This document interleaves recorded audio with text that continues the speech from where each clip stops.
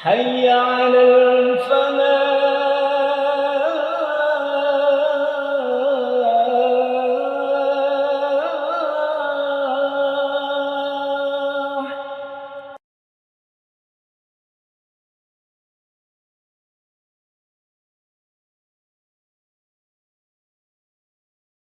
Assalamualaikum warahmatullahi wabarakatuh. Alhamdulillahi rabbil alamin. Wassalatu wassalamu ala asrafil anbiya wal mursalin wa ala alihi wa sahbihi ajma'in, amma ba'd. Para jamaah salat subuh rahimani wa rahimakumullah. Alhamdulillah, segala puji hanya milik Allah Subhanahu wa ta'ala yang telah memberikan segala nikmat kepada kita. Mudah-mudahan kita termasuk hamba-hamba Allah yang selalu bersyukur kepadanya sampai kita berpulang menghadapnya dalam keadaan husnul khatimah. Amin. Para jamaah yang kami hormati, di dalam Al-Quran Allah Subhanahu wa ta'ala menghubungkan perintah. Terkadang perintah itu dihubungkan dengan hak-haknya. Terkadang juga perintah itu dihubungkan dengan hak sesama manusia. Seperti dalam surat Al-Baqarah ayat 183 Allah nyatakan, Ya ayyuhallazina amanu kutiba alaikumus siyam kama kutiba alal ladzina min qablikum la'allakum tattaqun. Pada ayat ini bahwa seseorang yang bertakwa di antaranya menjalankan ibadah puasa, maka puasa ini dihubungkan dengan takwa. Dan ini adalah haknya Allah. Pada ayat yang lain Allah menyebutkan takwa itu berhubungan dengan haknya sesama manusia. Seperti dalam surat Ali Imran ayat 133 dan 134. Wasari'u ila magfiratin min rabbikum wa jannatin arduhas samawati wal ard u'iddat lil muttaqin. Dan bersegeralah oleh kalian menuju ampunan Rabbmu dan surga yang seluas langit dan bumi disediakan bagi orang-orang yang bertakwa. Siapa orang-orang yang bertakwa itu? Alladzina yunfikuna fis sarra'i wad dharra wal kazimina al ghais wal afina 'anil nas wallahu yuhibbul muhsinin.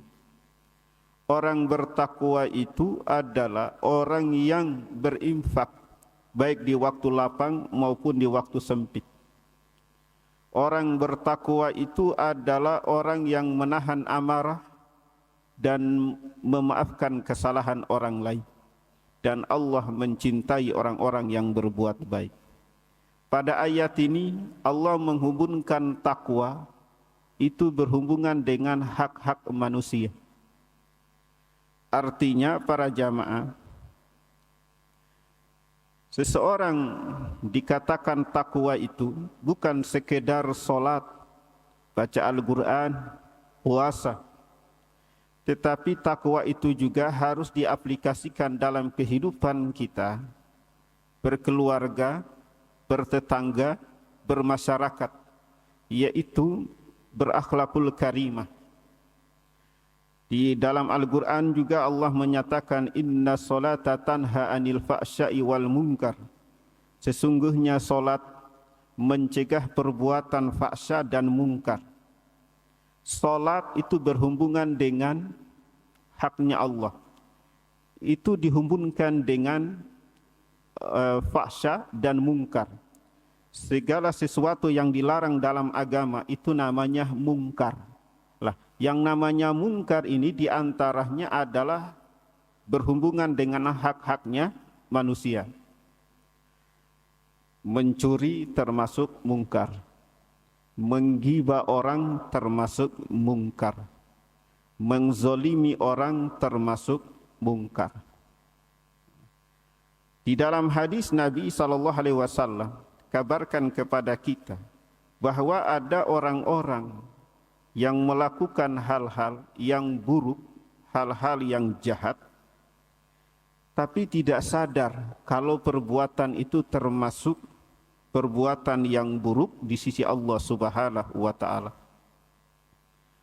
Seperti dalam hadis riwayat Imam Ahmad dari Asma binti Yazid, anna Nabiy sallallahu alaihi wasallam qala, ala ukhbirukum bisyirarikum al-masya'una bin namimati al-mufsiduna bainal ahibbati al-baguna lil bura'il anat. Dari Asmah binti Yazid bahwasannya Nabi SAW bersabda, maukah aku kabarkan kepada kalian seburuk-buruk orang, sejahat-jahatnya manusia, yaitu al-masya'una bin namimah, orang yang berjalan ke sana kemari dengan menyebarkan adu domba. Konteks hadis ini Nabi SAW sampaikan bahwa di masa Nabi ada orang-orang yang berjalan ke timur, ke barat, ke selatan, ke utara untuk menyebarkan adu domba, untuk merusak hubungan-hubungan sesama manusia, merusak hubungan tetangga, merusak hubungan saudara kandung, merusak hubungan antara anak dengan orang tua. Di zamannya Nabi, ya, sebelum adanya teknologi, orang itu menggunakan kaki ini untuk kesana kemari menyebarkan adu domba. Di zaman kita sekarang, orang tidak perlu berjalan, dia cukup duduk. Kemudian dia menggunakan HP, lantas dia sebarkan kesana kemari adu domba. Ya, dia sebarkan adu domba ini. Bisa jadi adu domba antara pemerintah dengan rakyat, mengadu domba antara para ulama dengan umat, mengadu domba antara ustadz dengan ustadz, kiai dengan kiai. Seseorang itu cukup duduk, kemudian dia menggunakan HP untuk menyebarkan adu domba. Di antara adu domba yang disebarkan itu adalah hoaks, berita-berita bohong. Kata Nabi SAW, orang yang berjalan atau apapun orangnya, termasuk menggunakan media HP untuk menyebarkan adu domba, itu disebut sebagai bisyirarikum, orang yang paling buruk di antara kalian. Lalu yang kedua, al-mufsiduna bainal ahibbah, orang yang merusak hubungan orang yang kasih sayang. Misalnya suami istri, para jamaah, mereka berdua ini kasih sayang. Mereka berdua ini menjalankan rumah tangga sakinah mawaddah warahmah. Tetapi kemudian kehadiran mertua itu terkadang menghancurkan rumah tangga anaknya, rumah tangga mantuhnya. Apabila seorang mertua yang menghancurkan rumah tangga anaknya, mantunya, itulah yang disebut oleh Nabi al-mufsiduna bainal ahibbah, orang yang merusak, ya, memisahkan, menghancurkan dua orang yang saling kasih sayang. Atau bisa jadi hubungan antara saudara kandung itu dia retak, ya, terjadi permusuhan, dan yang membangkitkan permusuhan itu adalah ipar. Ya. Zaman kita sekarang ini, kalau dalam hadis Nabi, ipar itu adalah maut. Ya, sekarang ini dengan beredarnya fitnah, terkadang mertua itu juga sebagai maut. Kemudian kata Nabi SAW, al-bagunah lil bura'il anat. Orang yang buruk di antara kalian itu adalah orang yang menyebarkan aib orang-orang yang baik.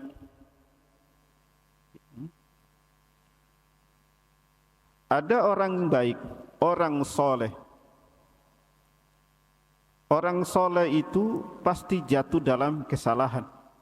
Sebagaimana dinyatakan oleh Nabi, kullu bunu Adam khata'un. Setiap anak Adam itu pasti jatuh dalam kesalahan. Nah, orang soleh itu pasti jatuh dalam kesalahan. Terkadang itu dimanfaatkan untuk menyebarkan kesalahan itu, menyebarkan aib. Para ulama dikala memberikan syarah hadis masalah ini, orang soleh itu kalau dia jatuh dalam kesalahan itu tidak boleh disebarkan aibnya. Ya. Saya ulang, orang soleh itu pasti jatuh dalam kesalahan. Tetapi kita tidak boleh memanfaatkan kesalahan itu untuk menyebarkan aibnya dia. Kemudian dalam hadis Nabi SAW, beliau menyebutkan terkait orang-orang yang buruk tapi enggak sadar. Hadis yang diriwayatkan oleh Imam Al-Baihaqi an Abi Sa'id Al-Khudri radhiyallahu anna Rasulullah SAW, wa inna min syarrin nas rajulan fajiran. Sesungguhnya seburuk-buruknya manusia adalah seorang laki-laki yang fajiran, durhaka, yaitu yaqra'u kitaballah fala yar'awi ila syai'in minhu. Dia membaca Al-Quran tetapi tidak menghentikan hal-hal yang dilarang. Jadi misalnya mulutnya itu suka menyakiti orang. Kalau ngomong itu suka hal-hal yang jorok, ya, hal-hal yang batil. Dikala dia baca Al-Quran, itu tidak sadar bahwa di dalam Al-Quran itu ada larangan mengenai ucapan-ucapan yang batil. Ucapan-ucapan batil itu misalnya menghibah orang, menyebarkan hoaks, adu domba. Dia baca Al-Quran tetapi masih melakukan atau mengucapkan kata-kata yang itu dilarang dalam agama. Untuk itu dalam Al-Quran, penduduk surga bertanya kepada penduduk neraka, fi jannati yatasa'adun, di surga orang-orang bertanya-tanya, anil mujrimin, tentang orang berdosa. Lalu ahli surga bertanya kepada ahli neraka, ma salakakum fi saqar, dosa apa yang kau perbuat sehingga engkau dimasukkan ke dalam neraka Saqar? Qalu lam naku minal musallin walam nat'imul miskin wa kunna nakhudu ma'al qaidin. Mereka berkata, kami tidak mengerjakan salat dan kami tidak memberikan makan kepada orang miskin, dan kami biasanya kalau ngomong itu ngomong kebatilan. Ya. Nah, orang baca Al-Quran surat Al-Mudaththir yang saya baca tadi ini, ada peringatan bahwa di antara penduduk neraka Sakor itu adalah orang yang suka berbicara kebatilan. Dia baca para jamaah, selesai baca Sadaqallahul Azim, ketemu sama kawannya, yang diomongkan itu adalah kebatilan. Ya, sebarkan berita-berita bohong atau adu domba. Ya. Untuk itu dalam hadis yang lain Nabi menyebutkan begini, aksara munafiki ummati qurra'uha, kebanyakan orang-orang munafik di tengah-tengah umatku itu adalah orang-orang yang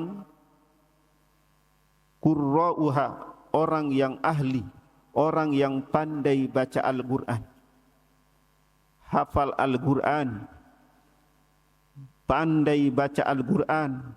Tetapi kata Nabi SAW, mereka termaksud aksaru munafiki, bagian dari kebanyakan kaum munafik. Kenapa? Karena mereka membaca Al-Quran itu orientasinya hanya untuk mencari dunia. Mereka membaca Al-Quran itu hanya sebatas sampai di tenggorokan, tidak sampai ke hatinya. Hafal Al-Quran para jamaah, baca Al-Quran, tapi di masyarakat menyebarkan fitnah, mengadu domba, dan ada seperti itu, dan kami lihat dengan mata kepala ini sendiri. Ya, dikenal sebagai qori nasional, tapi kerjaannya mengadu domba. Dan saya termasuk kena korbannya. Jadi pandai baca Al-Quran, tetapi apa yang dibaca itu tidak sesuai dengan perbuatannya. Kemudian para jamaah, Nabi juga kabarkan kepada kita terkait orang-orang yang buruk.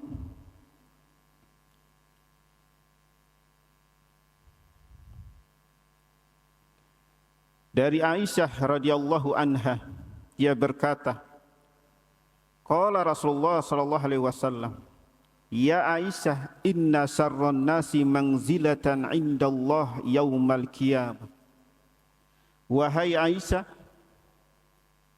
sesungguhnya manusia yang paling buruk, yang paling jahat di sisi Allah pada hari kiamat kelak adalah man tarakahun nas itqahu fuksihi,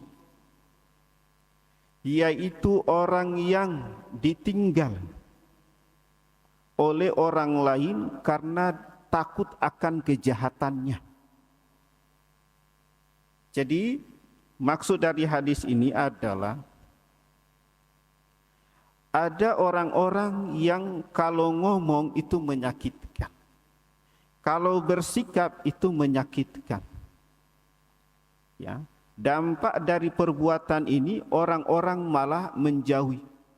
Jangan ke sana, nanti kamu kena getahnya. Jangan kamu ketemu sama orang ini, nanti kamu dijelek-jelekin.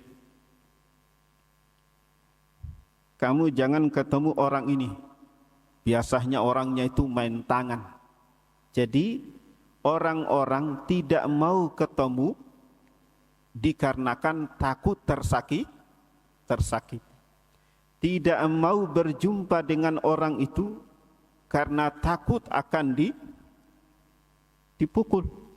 Ya. Jadi ucapannya atau perbuatannya itu memberikan dampak kezaliman kepada orang lain, sehingga orang-orang itu menghindar. Kata Nabi SAW, orang seperti itu adalah orang yang paling buruknya kedudukannya pada hari kiamat. Orang-orang menghindar darinya itu dikarenakan takut akan kejahatan. Nah, sekarang ini kebalikan, Pak. Orang berhutang menghindari penagih hutang. Mana yang buruk, Pak? Yang buruk itu yang penagih apa yang berutang, Pak? Yang jelas ya yang berutang, Pak. Karena yang menagih utang itu adalah haknya dan itu disyariatkan. Ya, orang nagih utang itu disyariatkan, itu karena haknya dia. Orang yang menghindar, ya, orang yang berutang kemudian dia menghindari, itu termasuk orang yang tidak bertanggung jawab. Ya, maka dari itu orang yang tidak menunaikan haknya sesama manusia itu termasuk perbuatan yang tercela. Jadi para jamaah yang kami hormati, jangan sampai keberadaan kita di masyarakat itu dihindari, dijauhi, dikarenakan kita memberikan rasa nyaman, tidak nyaman kepada mereka. Ada orang kalau tetangga kalau dia mau keluar, dia itu sudah memikirkan jalan manakah yang akan saya lalui. Kalau tidak ada pilihan jalan yang lain, mungkin karena hanya satu jalan, terkadang dia keluar dari rumahnya sampai di depan pintu, dia melihat ke kanan. Ada ndak orang itu di depan jalan? Kalau ndak ada, baru keluar. Kenapa dia harus melihat seperti itu? Karena dia takut terkena kejahatan dari tetangga. Jadi para jamaah yang kami hormati, berdasarkan hadis yang saya sebutkan ini, terkadang ada orang yang melakukan hal-hal yang dilarang dalam agama tapi dia tidak sadar. Dia baca Al-Quran, dia hafal Al-Quran, tetapi ucapan dan perbuatan tidak sesuai dengan Al-Quran. Ya. Dia berbuat kejahatan, dia berbuat kezoliman, apakah dengan lisannya atau dengan perbuatannya, tetapi dianggap biasa-biasa. Dia berbuat jahat kepada orang lain, tapi dia anggap, dia tidak sadar kalau itu adalah perbuatan yang jahat. Untuk itu para jamaah, terkadang diri kita tidak bisa menilai diri kita. Ya, tetapi yang bisa menilai diri kita itu bisa jadi orang lain. Maka dari itu, para ulama mengatakan, teman yang baik itu adalah teman yang mengingatkan akan kesalahanmu. Bukan teman yang memuji akan kebaikanmu. Sebab teman yang memuji itu terkadang disebut penjilat. Jadi dikala kita berbuat salah, kita tidak sadar. Lah, kesalahan kita itu dilihat oleh kawan. Kemudian dia menegur kita. Itu adalah sahabat. Dan apabila dia menegur kita, kita menerima nasihat itu. Kita berterima kasih. Kemudian para jamaah, ada orang yang berbuat jahat, tapi dia tidak sadar, yaitu dengan cara copy paste, berita-berita hoax dikirim ke sana kemari.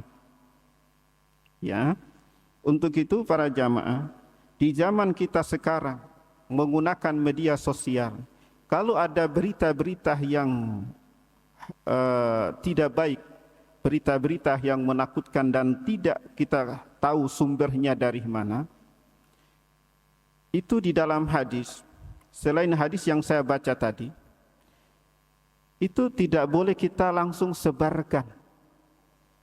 Karena dalam Al-Quran itu mengajarkan ada yang namanya konsep tabayun.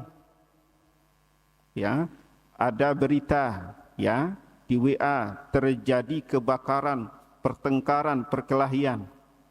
Tidak langsung kita sebarkan ke sana kemari. Ada konsep tabayun. Kemudian yang kedua dalam hadis Nabi, beliau mengatakan bahwa tidak dihalalkan bagi seorang muslim untuk menyebarkan rasa ketakutan kepada orang Muslim. Ya. Para jamaah yang kami hormati, berdasarkan hadis yang kami sampaikan, maka mari kita mengambil pelajaran sehingga dalam kehidupan kita bermasyarakat itu menghidupkan nilai-nilai yang terkandung dalam Al-Quran dan juga hadis Nabi sallallahu alaihi wasallam, dan apa yang kami sampaikan ini itu nanti dikabarkan oleh Nabi begini, aksaru yudkhilul jannata taqwallah wa husnul khuluq. Kebanyakan orang yang dimasukkan ke dalam surga itu dikarenakan ketakwaannya dia, dan itu dikarenakan akhlak yang baik. Mudah-mudahan bermanfaat untuk kita semuanya, dan semoga Allah Subhanahu wa taala menjaga kita, membimbing kita sehingga kita termasuk orang-orang yang selalu berusaha berakhlakul karimah sebagaimana yang dicontohkan oleh Nabi kita Muhammad sallallahu alaihi wasallam. Subhanakallahumma wa bihamdik asyhadu an la ilaha illa anta astaghfiruka wa atubu ilaik. Alhamdulillah. Ada yang mau ditanyakan, Pak? Para jamaah, monggo kami persilakan yang ingin bertanya. Tidak ada, Ustaz. Alhamdulillah. Mudah-mudahan bermanfaat. Sekian dari kami. Assalamualaikum warahmatullahi wabarakatuh.